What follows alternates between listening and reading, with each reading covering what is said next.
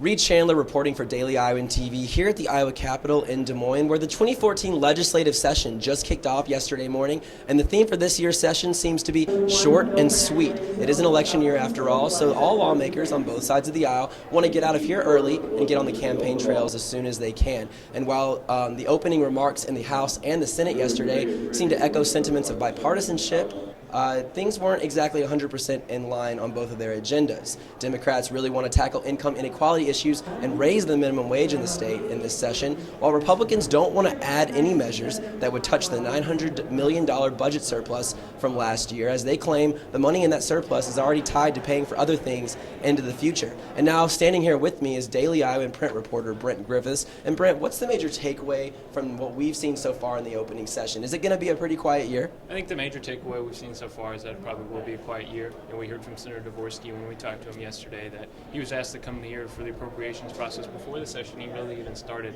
A first in his entire legislative career, and of course he's been in the Senate for quite a long time. So I think that really shows you the commitment on both sides of the aisle, really both sides of the State House, that they want to get out of here early, possibly at the end of their 100-day pay period, if not before that, to get out of the campaign trail, as you said, and really to show that they feel they got most of the stuff done in 2013. So this year is more of kind of a capstone. And on that campaign trail, everyone wants something to brag about. So what does that mean for Republicans and Democrats in both chambers as far as what bills we'll see get proposed, what maybe doesn't get proposed? I think we'll see a couple things. Number one, I think you'll see on the Democratic side some things that might, kind of play to their base in terms of one of the main things we really didn't hear about today was minimum wage. That'll be a wild card to look at for them. On the Republican side and as well as on the Democrat side, I think the other main theme is, like we said earlier, 2013 is going to be a huge thing on the campaign trail. It shows that they can work together. It shows they can get major things done. Education reform, a tuition freeze, those are huge things for a large constituency group, no matter what you're looking at. And so I think for the most part, you're going to see a quiet year, maybe a few proposals here and there that might kind of gain traction on the trail, maybe kind of help their base. But besides that, I think it's going to be mostly quiet. Well, the legislative session isn't the only reason that we're here for yesterday and today. Governor Branstad gave his annual Condition of the State address this morning, and in it he really highlighted two major themes that we took away. The first one is a tuition freeze. In-state resident students at the Iowa Regent universities will see another tuition freeze for the 2014-2015 academic year. That's big news, and everyone's really been pushing for that over at the universities. And then secondly, military veteran help. Branstad really wanted to sell his message to veterans this morning. He wants to do a lot of things to really sell Iowa as a state that is a haven for veterans. Everything from giving veterans academic credit at colleges for their military training to cutting the taxes on military pensions. So it's really an all-encompassing message for tuition freeze for students and selling it for veterans. And take a look at some of the things that he said this morning. Skyrocketing college costs have made reaching the Iowa dream unattainable for too many.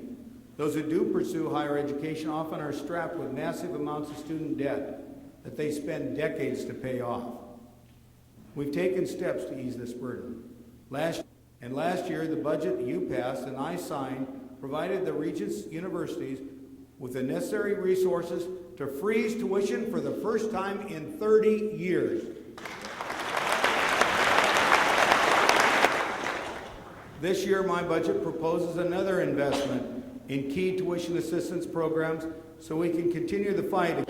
In November, I announced the Home Base Iowa initiative to recruit veterans to Iowa because I believe Iowa can offer our nation's veterans something greater than a square deal. And in Iowa, we honor our veterans, not only with words and ceremonies, but with action. Today, I call on the legislature to pass the Home Base Iowa Act. Let's make Iowa the destination for veterans to continue their education. Already, the University of Iowa has been named the 6th best university for veterans by U.S. News & World Report. But we can do even better. Show our gratitude. Let's make Iowa the leader in respect, support, and opportunity for veterans. And Brent, obviously for us over at the university, the tuition freeze is probably the big story, am I right? Absolutely. The ability to get that renewed again, it's not really too much of a surprise. We heard from the governor when he came to the Board of Regents at the University of Iowa that was something he was looking at. We've heard from Democrats and Republicans that's what something they're working at. But obviously a huge deal for in-state students. Another tuition freeze really going to help both sides feel with the cost of college. The other main thing that I think is a takeaway for university students today is more funding support for the pharmacy building. Of course, the governor last year line item vetoed the support for that building, for the planning.